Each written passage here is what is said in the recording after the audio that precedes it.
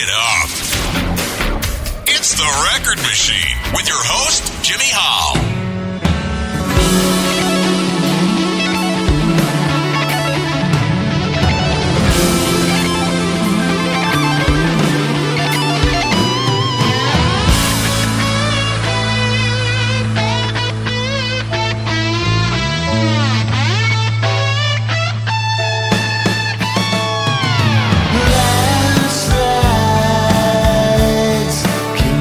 To the river,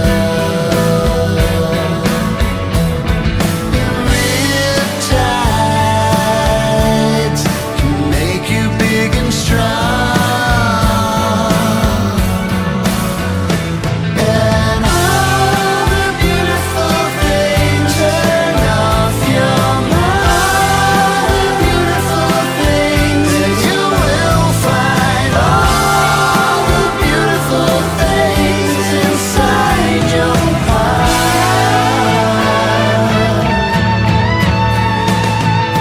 Blue skies look better when you're falling,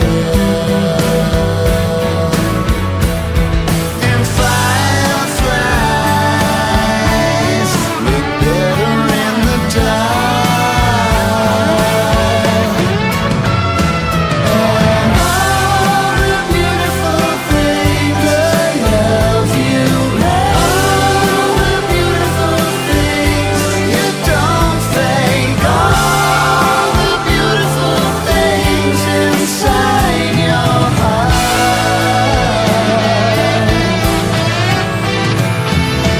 New days run from the olden days. A new place will sometimes remind you that all the beautiful things that just let go, all the beautiful things that it show, all the beautiful things inside your heart. You take it from the inside, all the beautiful you put it on the outside, all the beautiful things inside your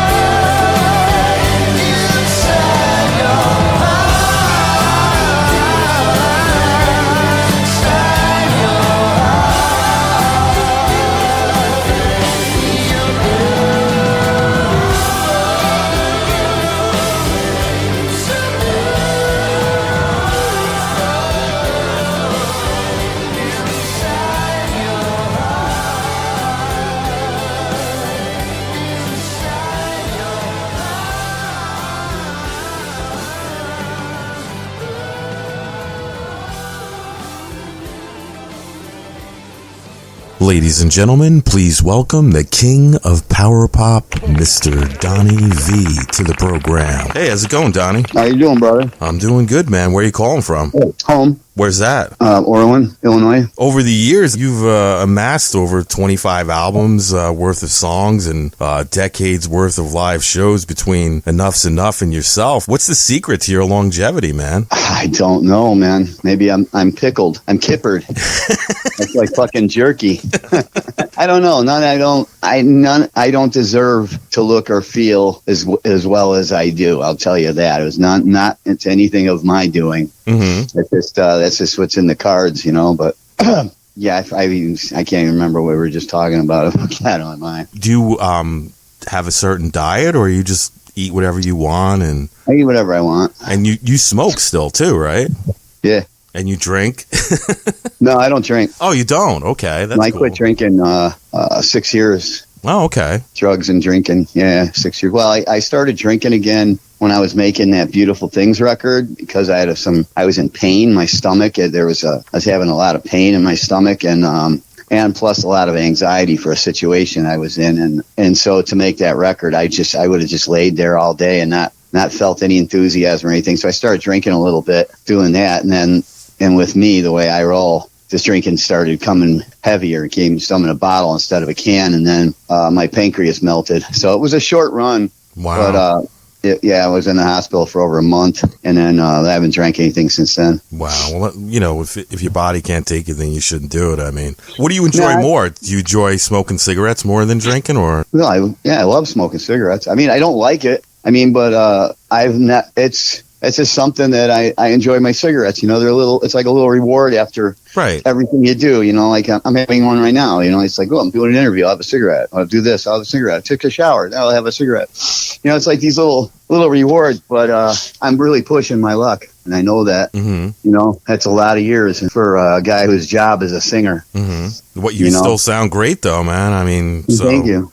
I think it hasn't affected your voice any. I mean, not anything that's recorded so far yet. I haven't sang a note in I don't know, probably 4 or 5. Well, since Christmas, I sang that Christmas carol. Mm-hmm. But other than that, I haven't sang anything since then, and that was the only thing I had sang then up until then for like a few months. So I don't do a lot of singing these days. Yeah, well, I graduated high school in 1989, and I remember, I mean, that's basically when you guys first hit the scene, right? Yeah, the very end of 89, yeah. Yeah, the MTV years, Fly High Michelle was big on there, and they were playing your songs on Beverly Hills 90210 and Northern Exposure. I mean, we caught the very end of the good stuff, and then it all went to shit. And when we even got into the business, a lot of the veterans or the people that have been in the business longer had already told us that it's been dead and over for a while now,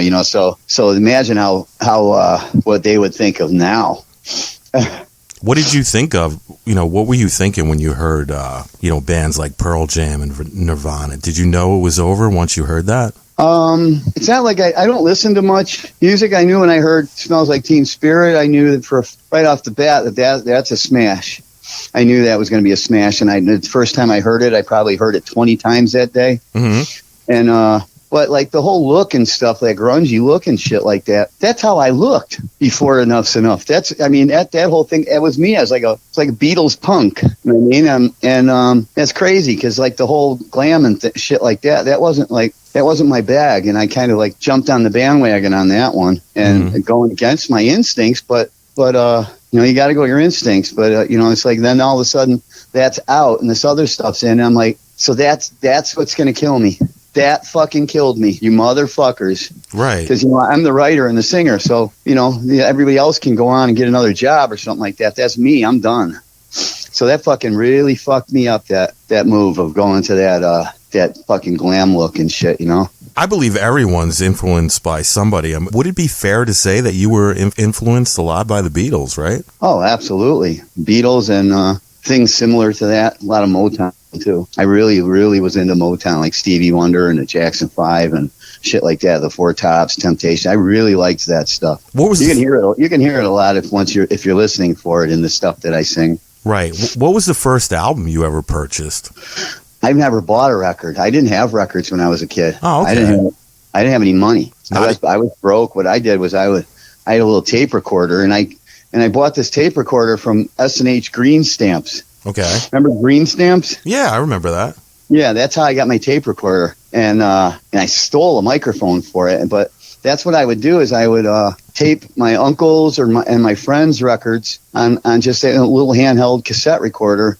And that's what I learned on, that's what I sat and listened to all the time. But no, I never, I don't know if I've ever even bought an album. I don't think I have. I know I have never bought a CD either. Wow.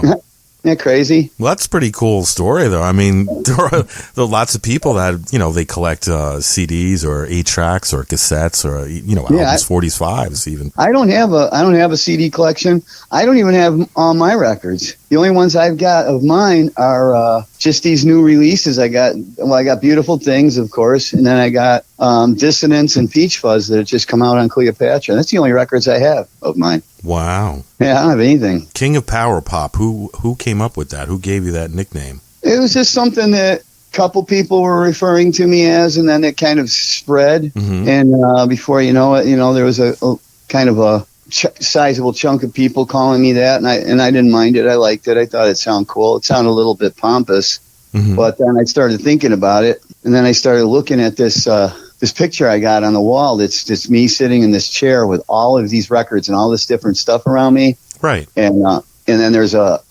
art piece that flanks it on the left and one that flanks it on the right that are all the titles to the songs that I've written and recorded. And it's not even all of them, but then I look at that and I can think, well, who, if not me, who? No, I think it's a great title. Would you describe that as your genre of music? Power pop? Yeah. Well, I guess, yeah, if you have to average it out, because many of the years, we had that heavy edge on everything. It was, pop music is what I consider, but nowadays what they call pop is totally different. Mm-hmm. But I always thought of myself as a pop artist, but then, I like a loud guitar with some growl on it and shit, so I guess you're adding power to the pop. So I think it's a pretty good assessment. I totally agree with you. Your latest solo record, Beautiful Things. Can you talk about that a little bit? Can I talk about it? Yeah, it's the best thing I ever did. I agree with you on that. It was a total rejuvenation, and I was in a really good place. Going into that record, the last record I'd done before that, I was in as bad a place as I ever got, and that was like the end of that White Album thing. And then after that, it's like there was some very dark times there, and then it got real dark, and then it brightened up. And I ended up getting arrested, going to jail for some shit for 6 months, and I got into this treatment program that was offered to me, and I took that, and that just changed my whole life. It's like all the stuff that was fucked up and wrecked about me my whole life got addressed and handled, and then I came out of that. That was about like a 3 or 4 year stint though, where I hadn't picked up a guitar, hadn't sang a note, hadn't had any song ideas, running through my head. Mm-hmm. Which is rare, because I always have a huge vault of stuff, of ideas and things that I need to get to. I need to get this one down. I need to work on this one further. There's some that are really strong and stand out to me, and those are the ones that I put more effort into. But I had completely run out and run dry. And at that White Album time, that was the reason I made that record, was to clear the basement and the closets out, because I was planning that my plan was then I'm done with this. Mm-hmm. I said this is going nowhere, and it's not a conducive lifestyle. It's not wasn't happening, and plus it's like the spirit had just vacated my body. I just felt hollow and empty and everything. And then at the time after I got out of that program, and now I'm kind of all dressed up with no place to go, and like, why? Well, what now? Now I'm able to start living my life again. Now what do I do like this? And I have a lot of energy, hyperactivity, and ADHD, and all this other shit just to begin with. Mm-hmm. And a lot of that is, I spent really bad anxiety, so I medicated a lot throughout my life. Mm-hmm. And people don't seem to understand that. They look more at you like, oh, you're just a fucking irresponsible piece of shit. You know what I mean? Because you're partying this and that. They don't understand what some these periods that come and hit me, how terrifying they are. You're just petrified and frozen in fear and shit. And mm-hmm. and so I have to loosen up. But what I was saying was, so I was kind of questioning in the air to the gods or whoever it is or whatever it is out there, are we going to do this again? Is this, is this going to come back? Am I going to start doing this again, or what now? And the next day, that song "I Could Save the World" came to me, the very next day. And then the day after that came another one. I mean, they just kept coming like bam, bam, bam. And I was like, that was a pretty straightforward answer. But it was really, and what I was loving about it is because it was all very positive. And but it's the first time I ever got a chance to really paint the exact vision that I had, mm-hmm. That I have in my head. I've never, always, every other record I've ever made, with Enuff Z'Nuff especially, those recordings weren't they were compromised, for in one way or the other. This was the first time it wasn't. And this is like, not as an egotistical statement, but to me, this is a perfect record. Every single I is dotted, every T got crossed. There was not too much of anything. There was not enough of anything. It was layered perfectly, and everything just fit together really well. And I spent a lot of time making sure that happened. And I'm really proud of that record. It's the best thing I've ever done. And now I have to follow that. So, I keep setting the bar higher. No, I think you have every right to be proud of that album. I think it's your best work to date, in my opinion. Yeah, that's my opinion. That's a lot of people think. I'm no slouch. I don't think. I think just about everything I've done has been pretty good, at least. So, but I always, have a policy that the next thing I do, I need it to be either evolved to some other next level or at least as good as what I just did. And if it's not, then I won't be putting it out. Mm-hmm. And so sticking to that policy, I got my work cut out for me now. Yeah, I'm a big Beatles fan, and I love all their solo work as well. And I really dug the cover you did, the Lennon cover of Instant Karma on the album. And I thought the video was pretty cool too, as well. I mean, do you feel that music videos are still important as far as marketing an artist or a band? Well, there isn't those. It's hard for me to say because I'm not like your average listener or viewer or whatever that turns to music as their thing, their source of enjoyment. Like, a lot of people I know, I was listening to this today and I was listening to that today. Oh, I seen this. And it's like, I don't watch or listen to any like stations or anything like that. Or when I watch, South Park or binge watch fucking things and stuff like that. I don't really pay much attention to music, but I would imagine that if there's those formats, those shows that do that stuff, I would imagine, it's still pretty, the whole video, the whole visual has a lot of impact with people when you have an artist. And we didn't have any of that when I was growing up. Mm-hmm. You had like Don Kirshner's rock concert or Midnight Special, and that was all you've seen of any of these artists, you know what I mean? Or the record cover, the picture on the cover that you're looking at. And that was all there was. And so it was huge then to have anything that was visual. And then, but nowadays with YouTube and everything, it's just so oversaturated. And there's something really has to be really unique and spectacular to stand out, I do believe, nowadays. And in the whole thing, as far as I'm concerned, like the song, the artist, and the video, and all of that really needs to be, if all the bases are hit, mm-hmm. That I think that's pretty effective, but like I said, I made a new video. I haven't released it yet. It's just a new song called Party Time that I'll be releasing with my catalog flash drive that's coming out on July 4th. Okay. And I've been holding this video back for a while. When you see it, it's really, really good. It's very entertaining. It's very rock and roll and party vibe, but it's also very funny and it's entertaining, and there's storyboard and everything, and it's really, really cool. The album Beautiful Things features artists like Paul Gilbert, Roger Manning, and Matt Walker, to name a few. What's it like working with guys like that? Well, they're incredible, incredible artists and players. Of course, Paul Gilbert, that was the very, very first tour I ever went on was with Mr. Big, opening for Mr. Big. So I've known him for many, many years. We got all kinds of history. Roger, I've only had met them once. And I think I was drunk and probably offended them that time I met them. It was way back in the early days. And, but it's to the point of where he knows what I'm talking about, but he doesn't talk about, oh no, there's no big deal. But if he remembers what I'm talking about, then there was something.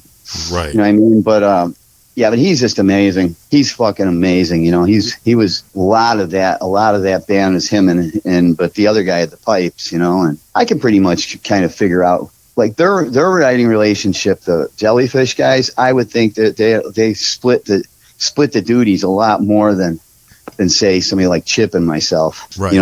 Where Chip was strong and the things that he really took care of and handled that I couldn't have done it without him was a lot of the PR and of course the bass playing and the sort of the leadership. He was captain of the ship, mm-hmm. And he was the big brother and stuff. And whether that all was worked out well for me, I can't say. There's good points and there's bad points to that all happening. But But I can see, like, I always really had wished I had like that Lennon McCartney thing, that Jagger Richards, that Plant Page, that kind of thing. Like, and don't you need to say this, but that's what people like will think of as Chip and myself. Mm-hmm. But it wasn't like that. I wrote the songs, He did other shit. Okay. But what were we talking about? Oh, the players. Right. Matt Walker's so solid. He's amazing. I guess I had met him a few times before and didn't know he was in a band with one of my best friends growing up and stuff. I didn't know all that, but he came down and knocked that shit out and did a perfect job on that. Roger, I worked with him. We just did that through email. Sent him the files. He sent the files back. That's pretty cool. He's on Party Time too. The next one's coming out, and I had an amazing dude that co-produced and mixed it for me. That's Mike Thole, and he's like the best. He's so good, but he has personality issues, Uh-huh. so which is why I'm able to get him and able to afford him. Cool. But in the same manner, that's why he's able to get me. Nice. Would you ever consider collaborating with or co-writing with a independent artist, an indie artist? Sure, if they got something to contribute. You know what I mean? I'd co-write with somebody if there's a reason to. Yeah. Yeah, I got a friend of mine. He's from Canada. He's a great singer and songwriter. His name is Corey Coons, and he actually asked me to ask you that question, so I said I would. Well, probably not for free, unless it was, it's like some kind of thing where, a guy's making a record or something like that. And I would be contributing to a record that he's, a label or whatever. I don't know what the deal is. I don't even know what I'm trying to say. But yeah, if it's something that's worth doing, yeah, I'll do it. Yeah, why not, right? I have to like it. Yeah, and it's not like my favorite thing to do is sit down and record and write songs anymore, you know what I mean? It's like this, I've done that so much in my life that I have a couple of really, really, really good songs right now that are just waiting for me to sing them. Mm-hmm. And it's been that way for about a few months. They're still sitting right there, and I haven't stepped up and sang them yet. And so it's not like something that true passion that I used to have for it. I really not feeling it that much as much anymore. Mm-hmm. Until I'm into the song, or if I'm involved in something, I start getting into it. But so that's why it would really have to be something that I felt motivated to do. Yeah, during the quarantine, you wrote a song called "All My Favorite Things." Can you talk about that a little bit? Yeah, I'm gonna light a cigarette. That's just I wrote that one from coming out of after I got out of the hospital. It's basically I wasn't supposed to live through that, first of all. Well, I'm glad you did. Yeah, thank you. And then when I did, what I was basically being scolded and instructed by everyone, from the doctor to the family to all my friends to everybody, of everything you've known of your life is over now. Now it's going to be broccoli and fucking watermelon and no cigarettes and you're not going to ever drink. None of this, none of that, and it's like, well, all right, well, what's left for me? Mm-hmm. You know what I mean? It's I can't party anymore. I can't fucking drink. I can't go out carousing for chicks.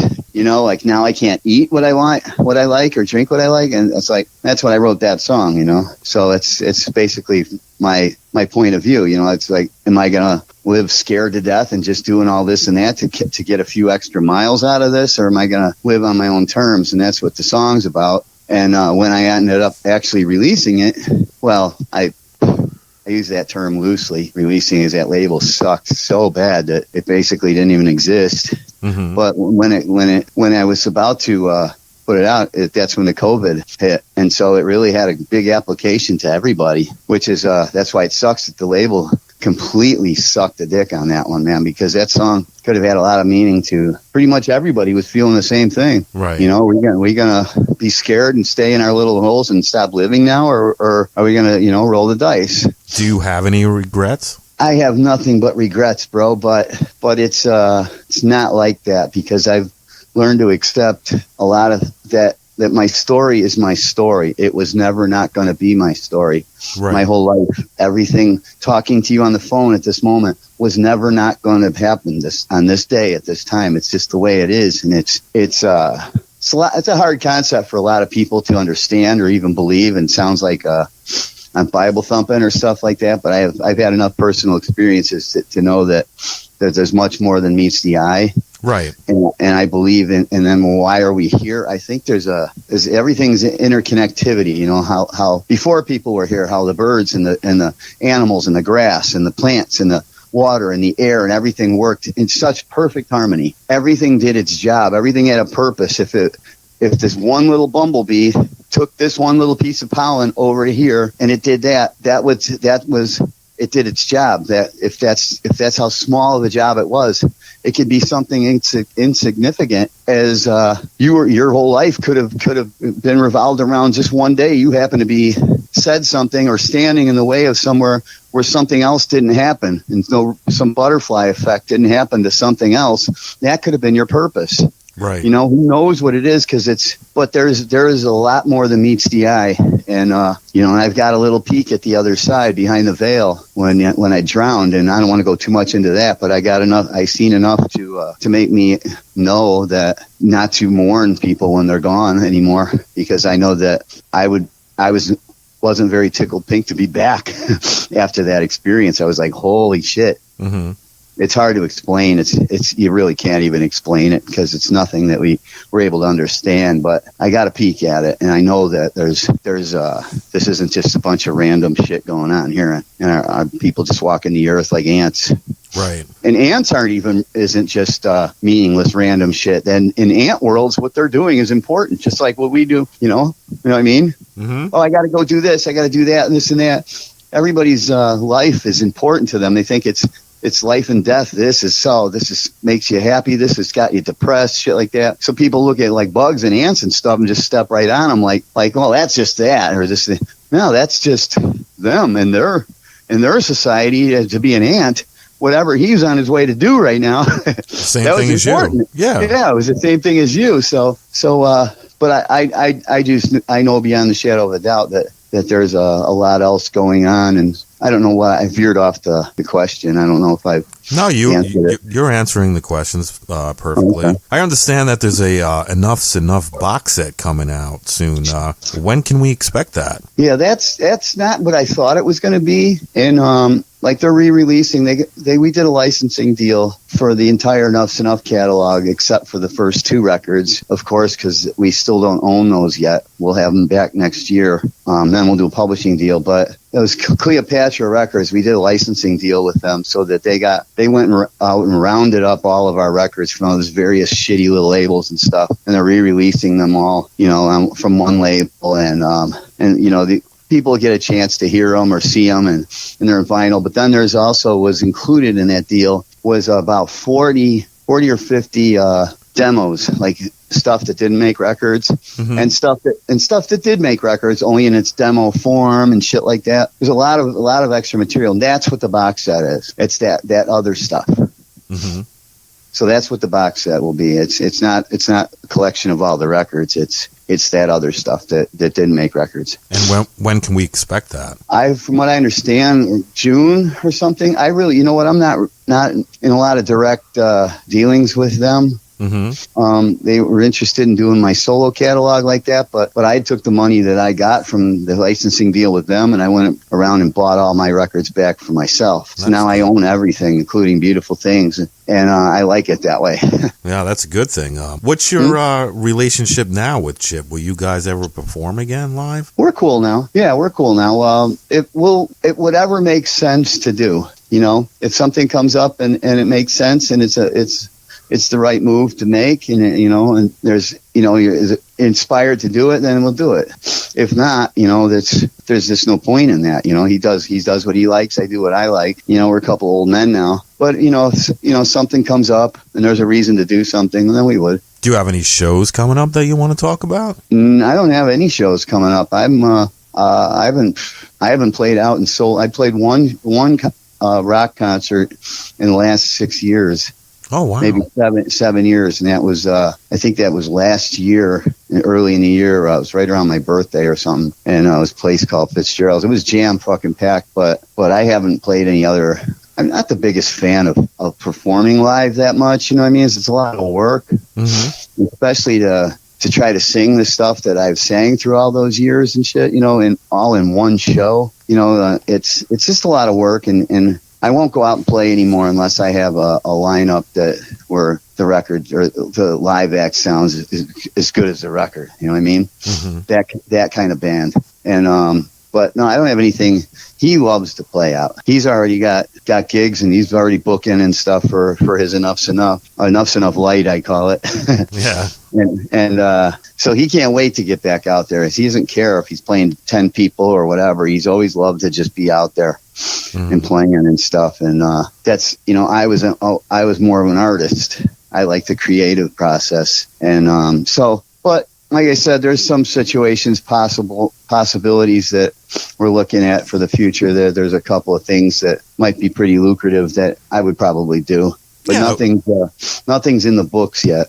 That would be pretty cool to see you guys get back together to do a couple shows, right? Yeah, well, that was my thoughts. You know, especially with the box set coming out, you know? Yeah, that's where my head is at. Well, we're actually doing like a sort of Barbara Walters special type thing where it's Chip and I being kind of interviewed by this guy named Mancow. He's a radio guy out here in Chicago. Yeah, I know who he is. Yeah, and so and it's not going to be the light G-rated questions and stuff like that. You know, hey, when did you guys meet? This and that. It's going to be delve into the nitty gritty and stuff of Chip and I sitting there kind of going over and hashing out some things maybe for the first time and shit like that. But so it's going to be like it's going to be like a very R-rated Dr. Phil. Yeah, it's going to be pretty cool. We're each going to have a guitar, so we're going to be talking about a lot of stuff that we did through the years, and like, you know, picking up the guitar. It's like, remember this one? We you know, this is one of the first ones we did together. Shit like that, you know. That's pretty cool. Guitars there, and yeah, it'll be cool. We're doing that the 10th of May. We're shooting that, and then I think we'll probably sell that live stream or not live stream, but sell it as however you see stuff like that pay-per-view thing. Patreon, I think it's called, right? Is that the thing they're using now? To sell like a live feeds, I think they use something called Patreon. I'm not sure. That's the people that handle the business is job to know that stuff. So when you're not, playing music and performing and stuff like that, what do you like to do for fun? Like just, Donnie hanging out. Like, what do you do? What's your hobbies? I like tinkering and fixing and building things and stuff like that. You know, like I got into building. I was building a motorcycle. I was building these other things. Built a go-kart. Built shit for my nephew. I've been remodeling the house now. We're upgrading the whole house, and so getting involved in those projects. And I just like all the stuff I never got to do in my life was just have a normal life and do normal things that a man would do around his house and stuff like that, and fix up my mom's a little bit and shit, and enjoying, spending time with her kids and stuff like that. And basically just doing normal things that everybody else takes for granted that they've done their whole life that I've never got a chance to do, I gotcha, man. You got a website you want to promote? Well, you got DonnieVie.com. I got, all the same things, Snapchat or whatever, Instagram or whatever, the Twitter, all that stuff. But like the same thing everybody else has. It's you either find it at my name or King of Power Pop. And my website's going to there'll be a lot of action happening there real shortly. There's a lot of stuff going into effect, and we're going to channel it all through my website. So DonnieVie.com. Any final thoughts before we go? I hate the sound of that final thought.